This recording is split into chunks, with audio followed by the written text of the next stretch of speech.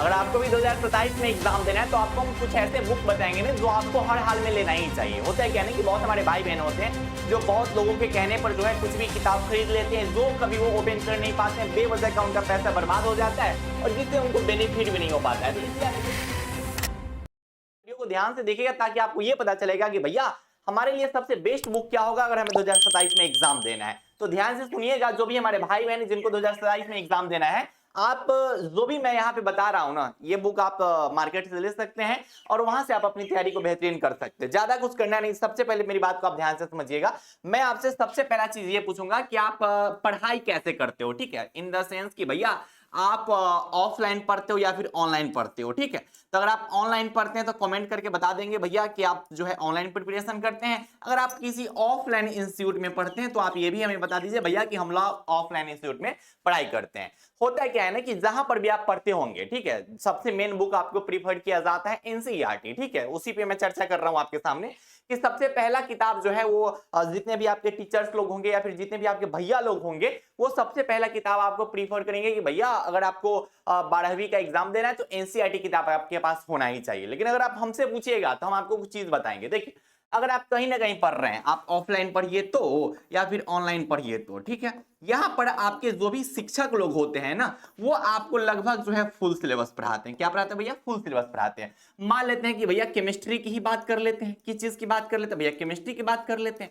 तो केमिस्ट्री का जो सबसे पहला नंबर चैप्टर है सॉलिड स्टेट, ठीक है। आप कहीं भी पढ़ाई कीजिए, कहीं भी पढ़ाई कीजिए, ऑफलाइन पढ़िए या फिर ऑनलाइन पढ़िए, वहां पे आपको बहुत बेहतरीन ढंग से जो है सॉलिड स्टेट पढ़ाया जाएगा। यानी कि आपको अच्छा ढंग से वहां पे आपको नोट्स बनवाया जाएगा, सब कुछ वो बहुत अच्छे ढंग से क्लास में एक्सप्लेन किया जाएगा।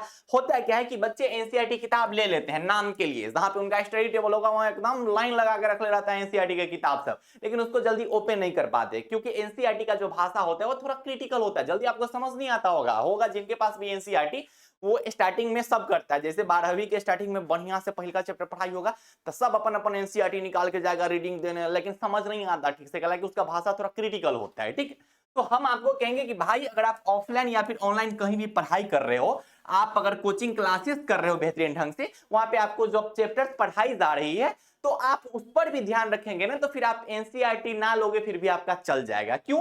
हाँ, अगर आप चाहते हैं कि हाँ भैया हम एनसीईआरटी लेके हम पढ़ सकते हैं तब आप लीजिए, लेकिन ऐसा नहीं करना है कि भैया एनसीईआरटी ले लिया और लेके बैठे हुए कुछ कर नहीं रहे। तो उससे बेहतरीन है कि मैं आपको कहूंगा कि भैया देखो, जहां पर भी आप पढ़ाई कर रहे हो ना, वहां पे जैसे ही चैप्टर पढ़ाया गया बढ़िया से आपको एक्सप्लेन किया जाएगा, सब कुछ बहुत अच्छे ढंग से समझाया जाएगा, वहां पे क्वेश्चन आंसर करवाया जाएगा, ये बहुत कुछ करवाए जाते हैं, वीवीआई क्वेश्चन करवाए जाते हैं। आपको ज्यादा कुछ नहीं करना है, जहां पे आपको पढ़ाई करवाया जाएगा तो आपको मैं ना 2 बुक प्रीफर कर सकता हूं, ठीक है। मैं यहाँ पर किसी कंपनी का नाम नहीं लूंगा ताकि आपको ये ना लगे कि भैया आप एनसीईआरटी बोल रहे हो नहीं खरीदने के लिए और आप कह रहे हो कि भैया ये कंपनी का किताब खरीद लो, ठीक है। लेकिन मैं आपको 2 चीज प्रीफर करूंगा कि मेरे भाई आपके पास स्टार्टिंग से ना क्वेश्चन बैंक होना चाहिए। क्वेश्चन बैंक हर एक स्टूडेंट के पास स्टार्टिंग से होना चाहिए। बहुत हमारे भाई बहन को लगता है कि भैया क्वेश्चन बैंक तो लास्ट में पढ़ा जाता है भैया, लेकिन हम आपको कहेंगे कि भैया क्वेश्चन बैंक आपके पास स्टार्टिंग से होना चाहिए। इसलिए होना चाहिए ना कि जहां पर भी आपको पढ़ाया जाएगा, जो भी सब्जेक्ट आप पढ़ रहे हो, ठीक है, जो भी चैप्टर आप पढ़ रहे हो, उसमें आपको पता कैसे चलेगा कि भैया बिहार बोर्ड इसमें किस टाइप के क्वेश्चन पूछते हैं, बिहार बोर्ड का लेवल क्या है, जहां से आपने पढ़ाई किया है उसमें बिहार बोर्ड का क्या योगदान रहा है, या फिर बिहार बोर्ड किस टाइप के क्वेश्चंस पूछ रहे हैं। तो इसके लिए आपको एनसीईआरटी बुक रहेगा तब आपको पता, एनसीईआरटी बोला क्वेश्चन बैंक रहेगा तब आपको पता चलेगा। तो आप एनसीईआरटी ना लेने के जगह पे अगर आप क्वेश्चन बैंक ले लेते हो तो सही रहेगा। क्या है कि हमें पता है कि क्लास में अगर सर लोग पढ़ा देते हैं तो एनसीईआरटी जल्दी बच्चा से नहीं पढ़ने जाता है, ठीक, किताब रीडिंग नहीं देता है। बस आपको काम क्या करना है कि मान लेते हैं कि सॉलिड स्टेट पढ़ाई हो गया, ध्यान से समझिएगा, पूरा प्रैक्टिकल करके हम आपको बता रहे हैं कि भैया करना क्या है आपको, ऐसा ही आप करिएगा, ठीक। सॉलिड स्टेट आपके क्लास में पढ़ाई करा दिया गया। उसके बाद मेरे भाई आपको क्या करना है ना कि जहां पर भी आपके पास जो नोट्स है ना, उस नोट्स को अच्छा से रिवीजन कीजिए। रिवीजन किस चीज को करना है? उस नोट्स को अच्छा से रिवीजन करना, बहुत बेहतरीन ढंग से रिवीजन करना है, ठीक है। और आपके पास क्वेश्चन बैंक कैसा होना चाहिए ये भी हम आपको बता देते हैं। क्वेश्चन बैंक आपके पास जो होना चाहिए वो चैप्टर वाइज होना चाहिए। कैसा क्वेश्चन बैंक भैया जी? चैप्टर वाइज क्वेश्चन बैंक होना चाहिए, जिसमें हर एक चैप्टर्स के हर एक टॉपिक जो है अलग अलग दिए गए होंगे, वैसे क्वेश्चन बैंक आपके पास होने चाहिए। जाइए, ठीक है। ज्यादा कुछ नहीं करना है, जो चैप्टर आपका खत्म हो गया हुआ है, जो भी चैप्टर अभी तक आपको सर जी लोग पढ़ा दिए हुए हैं, उसको क्या करना है ना कि रिवाइज करना है। रिवाइज करने के बाद आपको करना क्या है कि आपको क्वेश्चन बैंक उठाना है। क्या उठाना है? क्वेश्चन बैंक उठाना है। क्वेश्चन बैंक उठा के सबसे पहले आपको ऑब्जेक्टिव सॉल्व करना है। क्या सॉल्व करना है मेरे भाई? ऑब्जेक्टिव सॉल्व करना है, खुद से सॉल्व करना है, खुद से। हाँ भैया, खुद से करेंगे सॉल्व, ठीक है। सॉल्व करने के बाद आपको क्या करना है मेरे भाई कि आपको आंसर की मिलाना है। क्या मिलाना है भैया? आंसर की मिलाना है। और उसमें देखना है कि आपके कितने परसेंटेज जो है सही हो रहे हैं, कितने क्वेश्चन आपके सही हुए हैं और कितने गलत हुए। जो भी क्वेश्चन आपके जो है गलत हुए होंगे, उसको काम क्या करना है कि क्वेश्चन बैंक से उसका सॉल्यूशन देख के, उसका आंसर देख के उसको कंप्लीट कर लीजिए। अब आपके माइंड में आ गया कि भैया बिल्कुल सही कह रहे हो कि जो भी चैप्टर हम पढ़ते जा रहे हैं ना, उस चैप्टर को अच्छा से रिवीजन करके क्वेश्चन बैंक का ऑब्जेक्टिव सब्जेक्टिव सब बना लेंगे, तब तो चैप्टर में पूरा कंप्लीट हो जाएगा। तब तो किताब पढ़ने का कोई जरूरत नहीं पड़ा, ठीक है। इसलिए हम कह रहे हैं एनसीईआरटी लेने के लिए ले लेते हैं, लेकिन ओपन नहीं कर पाते हैं बच्चे, इसलिए हम आपको कह रहे हैं कि ये चीज आपको करना है। सेम चीज आपको सब्जेक्टिव में अप्लाई करना है कि जो भी 2 नंबर वाला क्वेश्चन होगा उसका आंसर खुद से लिखिए, 5 नंबर वाला क्वेश्चन होगा उसका आंसर खुद से लिखिए, जो नया क्वेश्चन रहेगा उसको याद कर जाइए, ठीक है। तो ये काम आपको करना है। किसको करना है मेरे भाई? आपको करना है। तो ये सब चीज आप कीजिएगा, ठीक है। उसके आगे हम आपको बताएंगे कि आप चाहे तो और प्रैक्टिस बेहतर करने के लिए किसी अच्छा कंपनी का आप गेस्ट पेपर भी ले सकते हैं। आप कहेंगे भैया गेस्ट पेपर शुरू से ले लेंगे तो फिर अच्छा नहीं होगा। मैं प्रैक्टिस के लिए मैं बोल रहा हूं, ठीक।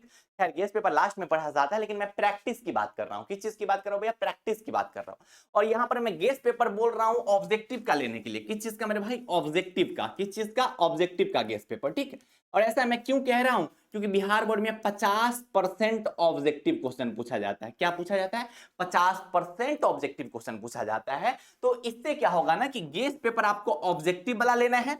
उससे क्या होगा कि जो भी चैप्टर आपका कंप्लीट होते जा रहा है, उसका भरपूर मात्रा में ऑब्जेक्टिव क्वेश्चन प्रैक्टिस कीजिएगा ना, तो आपका वो चैप्टर स्ट्रांग हो जाएगा। नए नए क्वेश्चंस मिलेंगे आपको, नए नए तरीके से आप उसको सॉल्व कीजिए, उसके आंसर्स को देखिए, उसके सॉल्यूशन को देखिए, याद करते चलिए, रटते चलिए, जो करना है कंप्लीट करते चलिए। आप लोग सोचते हैं कि अरे भैया छोड़ो ना, लास्ट में कर लेंगे।